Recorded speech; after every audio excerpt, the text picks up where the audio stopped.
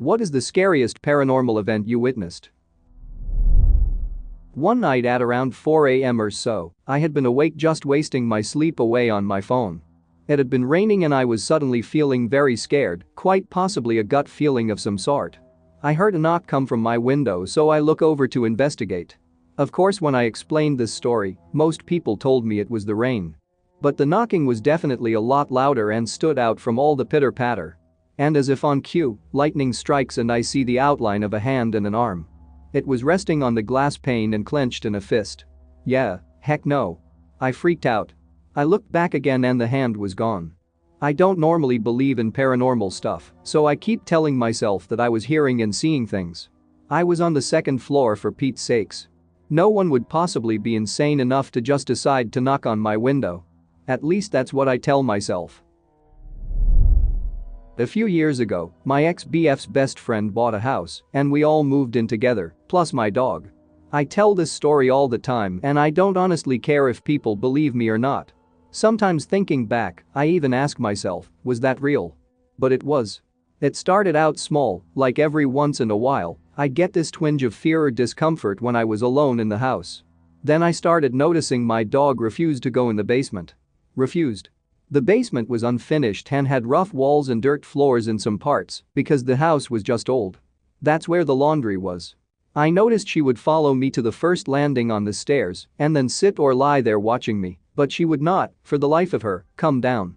I even tried feeding her down there once, coaxing her with treats, nothing. One afternoon, my roommate and I were watching TV in the living room, and I started hearing some sounds, like doors moving or floorboards creaking, and they just didn't sound right, but that's crazy, right? So I didn't say anything. Eventually, my roommate muted the TV and asked, "Are you hearing that?" It sounded so distinctly like there was a person in the house with us that when we went upstairs to look, he seriously stopped me on the stairs and said to me, "I just want you to know, I have a gun in the house." Nothing there. After a few weeks, that feeling of discomfort when alone in the house was very, very palpable. It was just so uncomfortable to be there alone. One afternoon, again, I was sitting in the living room watching TV, except this time, I was alone with my dog. The stairway is to my right. My dog suddenly jumps up and is looking right up the stairs like she sees something. She starts barking, and I try to quiet her. She calms down for a second, but then keeps getting up and barking, staring up the stairs, walking up to the bottom of the stairs, and then backing away and growling, repeat. She is freaking me the flurbo out. My heart is fully pounding and I need her to stop. So I figure I will take her upstairs and show her there is nothing there so she can calm down because there's nothing there, right? Because I'm alone in the house. So I kind of gently guide her up the stairs and sure enough, nothing there. I decide I might as well tidy my room while I'm up here, so I walk to the end of the hall and flip on the light to my room, and the light bulb pops and sparks and goes the flurbo out. So at this point, I'm like, okay. Either there is something here and you can run away in fear, or there is something here and you can stay and show you aren't afraid, or you can calm the flurbo down and stop being jumpy because this is just a weird coincidence. So I decide to stay. I walk across the room and start making the bed when my pineal gland just starts screaming at me that there is something in the room with me. And the hair on the back of my neck rises. My dog starts to growl and the blinds to my right snap up and start spinning. I kid you not, I dropped everything, turned around, grabbed my dog and my bag and ran out of the house and did not come back until everyone else was home. But that's not even the worst. A few weeks later, I woke up dreaming in the middle of the night, sort of floating somewhere between awake and asleep. In this lucid dream I think I'm having, a man in a suit comes out of the closet, walks across the room, and leans down over my ex-BF's head like he is going to whisper something in his ear. In real life, my ex-BF rolls over and pushes me a little and says, "Babe, stop wiping stuff on my face." The next morning when we woke up, my ex said he had a strange lucid dream where someone came out of the closet and screamed in his ear. "Are you happy now? Are you happy now? Are you happy now? Say what you will." But this happened. It was a dark period in my life and my ex's, and I truly think that something in that house fed off of all the pain and anger in us, both that we were carrying around. I think that genuinely gave whatever was there enough of its own energy to actually manifest itself. We moved. So my friend's mom claims to be sensitive to the paranormal. I was over at his house one time and using the upstairs bathroom, and the whole time, I heard strange noises like somebody was standing in the bathroom shifting their weight around. I felt like I was being watched. So I go downstairs about to tell my friend's mom, and before I get a word out, she stopped and she looked over and said, I wonder why he followed you down here." When I was around 8 to 9 years old, my father dropped my older brother's younger sister and I off at my grandparents' house. My grandparents live out in the country in a sort of cottage on a farm. I was out in the barn with the newborn calves when I felt something hit my arm. I looked down and noticed a dark red substance. Instinctively, I looked up and to my surprise, there was a chicken hanging on a wire from the barn beams. I freaked out and ran into the house looking for my brothers, since my grandparents were out in the field baling hay at the time. They didn't believe me when I told them what I saw, so they went to see for themselves. When they came back from the barn, they said that there was nothing there. The next morning when I woke up, we went downstairs to eat breakfast. I guess my grandparents noticed that I kept itching my back and sides.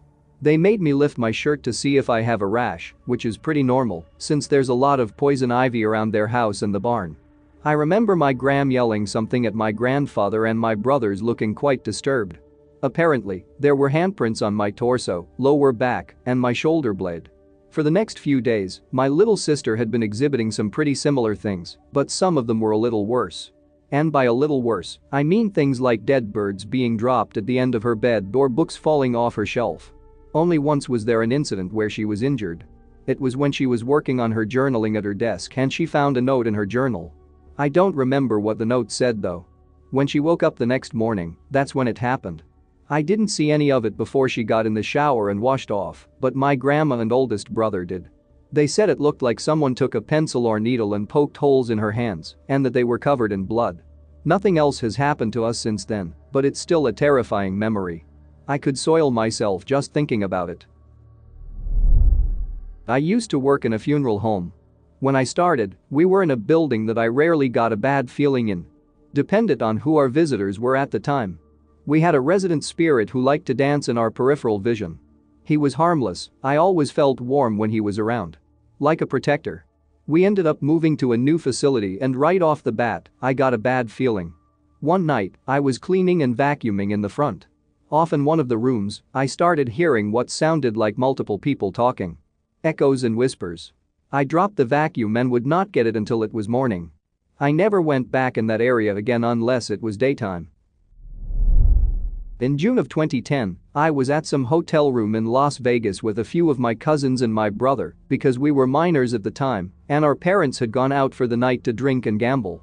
We were watching TV and hanging out in the hotel room, and then the TV turns off, and usually, my cousins like to pull pranks like this, so at first, we weren't alarmed.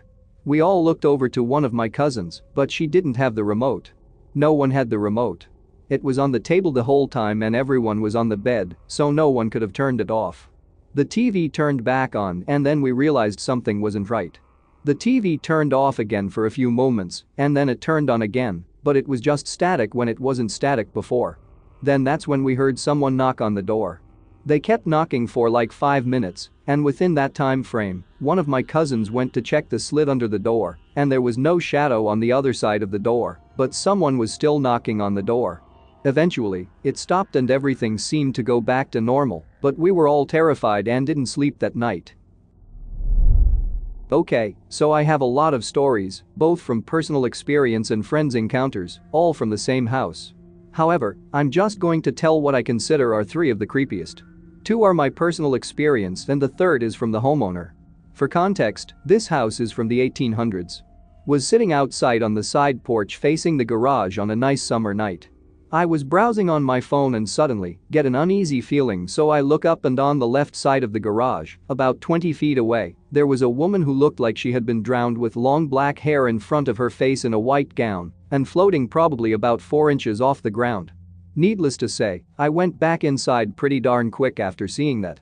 My friend, who lived in the house, another friend and I were in the front room of the house using the Ouija board, as we often did since her house was very active, and in the next room, we saw a faceless nun outlined with a blue illumination. My friend's younger brother, who also lives in this house, had seen this nun once before within the same 10 feet area. The last story is told from the point of view of my friend's mother. For context, the house is set up with a set of stairs directly in front of the front door, with the living room on the right side, the dining room on the left and the kitchen on the backside of the dining room.